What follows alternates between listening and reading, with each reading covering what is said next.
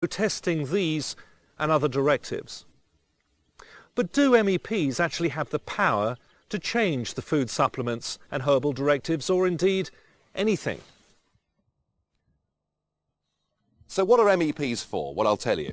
MEPs are here to vote, and to vote often and to vote regularly. Sometimes we vote up to 450 times in the space of 80 minutes. Now, I have to confess, hands up, I don't know what's going on half the time. I haven't even read all of the documents, so massive are they. Now, it could be that my fellow MEPs down there are all Albert Einsteins and all absolutely understand what's going on. But I suspect that's not the case.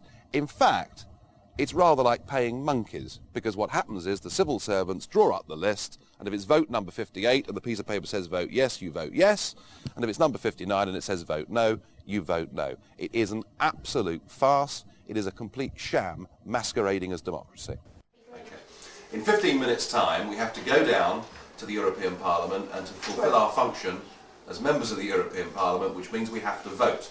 So what we're about to do now is, with our assistants who've done a massive amount of reading and work behind the scenes, they are effectively going to tell us what to do.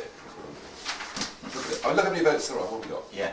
So there's about, in fact, there's a, now look at that. This is a classic example of EU voting. There we have 40 individual different amendments that we're expected to vote for en bloc. Now, I defy any man or woman down in that chamber to understand all those 40 amendments and make a balanced decision. It's just impossible. Laws of the European Union are drafted not by the Euro Parliament, but by the EU Commission, one of three powerful forums in which the true might of the Union resides. Members of these forums are not elected to their positions, nor, we are told, will they ever be. When cornered, politicians and public servants routinely tell the British that the EU is just a trading partnership. Yet, underneath the surface, a different picture has emerged. In 2001, a market trader was convicted for selling a pound of bananas weighed using British imperial measures instead of grams and kilos. British District Judge Morgan, in passing judgment upon the hapless metric martyr, stated, "We are now living under a new legal order. The 1972 European Communities Act was a one-off, not an ordinary treaty, but a new way of life. These are new constitutional powers. The British Parliament surrendered its sovereignty in 1972. European laws have overriding force with priority over our British laws. The articles on the supremacy of the British Parliament are now only of historical perspective. They are non-binding." We asked constitutional expert John Bingley whether our politicians were entitled to abandon the rule of law by handing over the powers of British governments to a foreign power. The answer is simple, no. We have much written constitution which is not really fully appreciated in this country.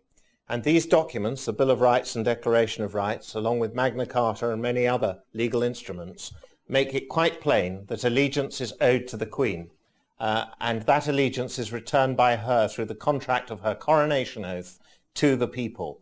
And that is not something which may be broken, and our politicians are not entitled to break their oaths of office. It follows, therefore, that no government, with or without a popular mandate, may transfer sovereignty on a temporary or permanent basis to a foreign power that owes no allegiance to the British Crown and is unaccountable to the British people. The new European justice system currently being introduced into the UK is known as Corpus Juris, literally body of law. Corpus Juris is designed completely and permanently to overhaul the British justice system and will include the following: the scrapping of trial by jury. Henceforth you will face a state-appointed judge who will pronounce you guilty or not guilty. The scrapping of habeas corpus. You are liable to summary arrest without charge. Under Corpus Juris, you can be detained without charge or any evidence being presented against you for up to 9 months. The scrapping of innocent until proven guilty. Henceforth, a citizen must prove his innocence against the combined machinery of the state. The scrapping of double jeopardy, or not being tried for the same offence twice. Under EU sanction, Jack Straw, while Home Secretary, gave prosecutors leave to appeal not guilty verdicts if desired. Technically, this could be done repeatedly until the required conviction is secured. The scrapping of non-disclosure. Henceforth, under corpus juris, any previous convictions you have will be made available to the court before your trial begins. There is no presumption of innocence. The French system, or the continental system broadly, the droit administratif, places everything, the subject of the foreign or continental countries, have no rights at all. An Englishman has full liberty, except under the due restriction of law. Under the droit administratif, you have no rights except those that are allowed to you by the state. This fundamental difference is very important because it's now leading, with the takeover of the EU situation, we are now leading to a state whereby we too will come under the droit administratif. And this will stop us having a right to trial by jury. And that in itself is the back door to a dictatorial arrangement. The officials themselves, we learn, and we only learn it step by step, have total immunity from everything. That is, from the criminal law throughout the member states. They seem to have extraordinary powers, but as I say, nobody knows quite what. Then, gradually, incrementally, they acquire extra powers. They acquire powers to look at terrorism. What they are precisely, we're not quite sure. They also have powers to look at fraud. What they are, we're not quite sure. For centuries, it has been the British citizen's most basic right to vote in 100% of the members of Parliament who govern their country, or alternatively vote them all out and sack them if they don't perform. For instance, the basic principle that one Westminster Parliament can always change what the past Parliament did. That's the core of democracy, that you can elect a new Parliament and then you can have a new law. This core doesn't exist in the EU, and it doesn't exist with the constitution we are building now.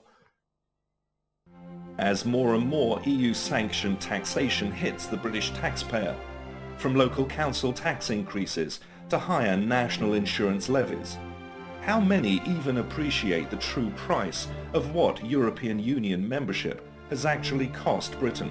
People don't realise that the cost to Britain is £1.3 million per hour, every day, every year.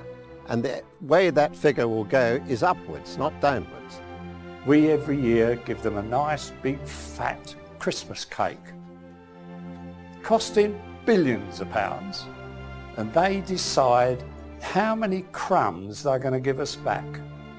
They don't flannel me, but unfortunately are flanneling a lot of people in this country. The Europeans have far higher levels of taxation. There'll be VAT, can you believe it, on food. There'll be VAT on house purchase. There'll be VAT on public transport. There'll be VAT on children's clothing. There'll be VAT on funerals. There's no limit to the greed of the bureaucrat. And the other point, of course, is the sheer financial point, that this place is thick with institutional corruption. You could now buy a cheap airline ticket to come to Strasbourg for about £45 return. When you get here, you're reimbursed nearly £800 for the cost of that flight. Now, this has been going on for the last 20 years, and of course what's happened is that our members of the European Parliament simply haven't been talking about it. The system is fraudulent, it's rotten to the core. The EU's pilfering of airline expenses and the extravagant waste of taxpayers' money on schmoozing and boozing MEPs into compliance is of course serious enough. But there's a lot more. There's the endemic corruption that has existed at the heart of the Union from the outset. The whole thing is corrupt to the core. The scale of the corruption, the figure given in the House of Lords Committee was that it was £6,000 million